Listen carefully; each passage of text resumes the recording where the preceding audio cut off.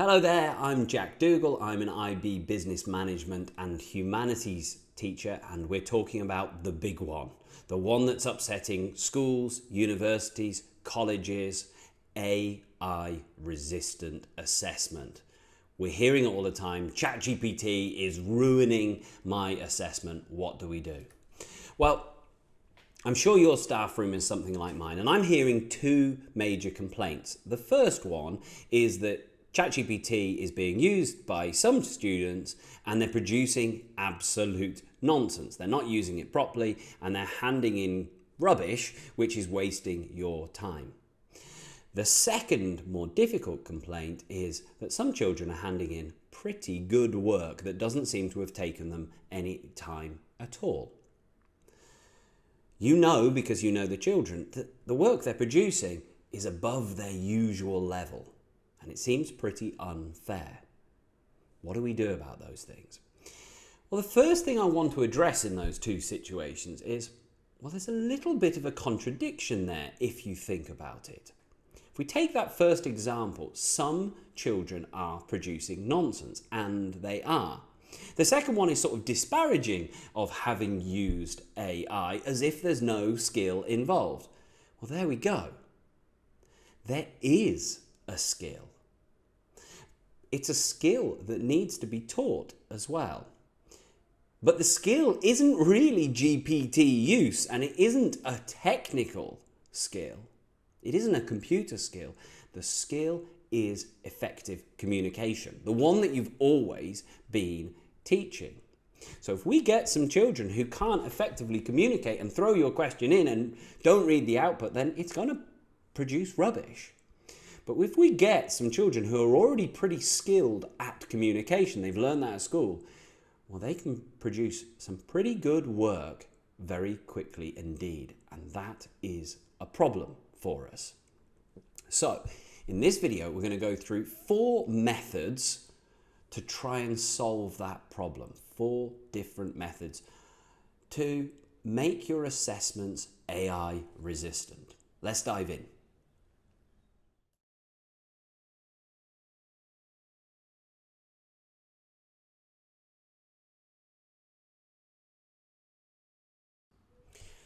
Method number 1. This is the one you've probably heard most about. It might even be your school has promoted it, the AI detectors. Turnitin, ChatGPT 0, they've got bold claims telling us it's very simple. Get the children to do it on computer, plug it into their system, and it will give you a lovely percentage output chance that they've used ChatGPT or something similar. There's just one problem. They're useless. They truly are useless. And not only that, they create more problems. If you don't believe me, search it. Google it. ChatGPT it. There's so much evidence out there already that these things aren't fit for purpose. But if you don't want to do that, bear with me a second. I've been running an experiment with various other schools, and I'm not going to take you through the full experiment, but I will take you through what I've been doing with my classes. Short little thing. Early on in the days when ChatGPT hadn't been used by very many children, I was aware of this problem, and I asked them deliberately to use ChatGPT in their normal homework. This is children between age 7 and 8, between 12 and 17. I asked them to use ChatGPT deliberately and entirely for their homework. But the objective of this homework was to not get caught for using ChatGPT. Because afterwards, I told them very clearly, I will be running this through a detector and your aim is to beat the detector. So the detector says they haven't used ChatGPT when really they have. The results are quite alarming. On my screen, it may be a bit small, but of the 12-year-olds that completed the course, 50% of them were very quickly able to beat the detector. Of the 13-year-olds, it was about 40%, but of the 17-year-olds, it was 100% of my children, without much experience of using generative AI, could beat the detectors entirely. That is alarming. Not only that, it didn't take them very long to achieve it. They did this in, on average, between 5 and 10 minutes.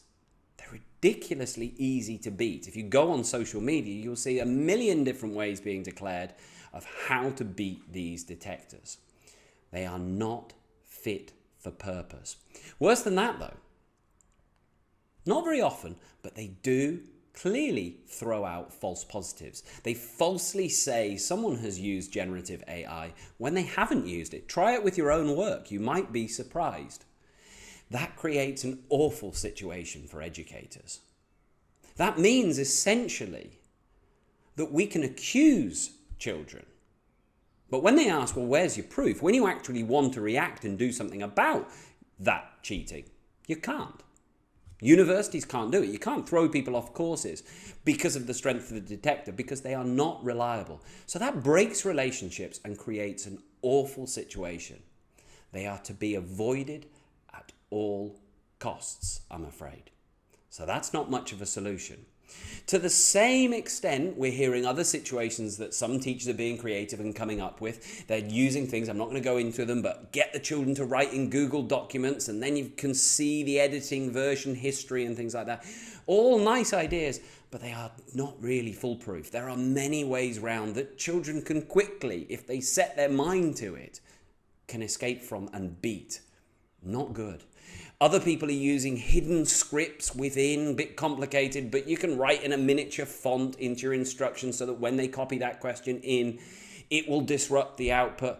Well, yeah, okay, but again, you can do that once. It's not a long-term solution because once that happens to a child, word will spread. It won't happen again. So I'm afraid option number one, method number one that I've given you, it doesn't work. It's entirely not fit for purpose. We're going to have to look for another method. Let's look at method number 2.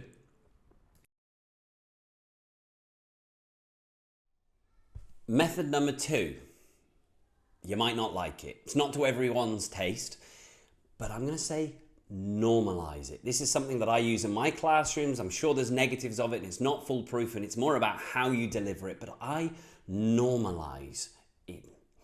When I am occasionally given something which is clearly ChatGPT, I can't take it personally. I can't prove that they've spoiled the homework if I believe that it is spoiling the homework.